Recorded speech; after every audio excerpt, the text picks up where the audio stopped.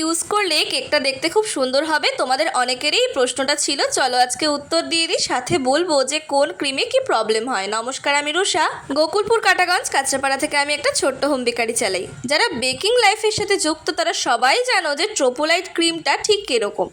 আমরা বেশিরভাগ হোম বেকারসটাই কিন্তু ট্রোপোলাইট ক্রিমটাকে খুব ইউজ করি। তবে একটু গরমে ট্রোপোলাইট নিয়ে কাজ করাটা একটু টাফ, কারণ অনেক সময় প্যাকেটের ভেতর গরমের কারণে ক্রিম নষ্ট বের হয়।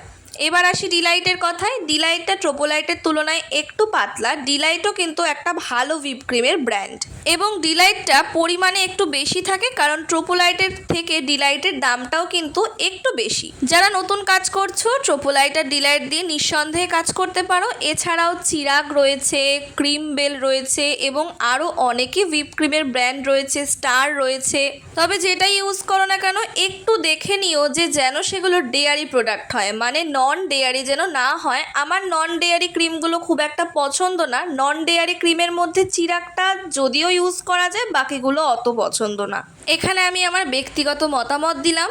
তোমরা অবশ্যই কিন্তু ডিলাইট অথবা ট্রোপোলাইটটা ইউজ করলে আমায় জানাবে। অন্য প্রশ্নের জন্য কমেন্ট করে রেখো, আমি উত্তর দিয়ে দেবো।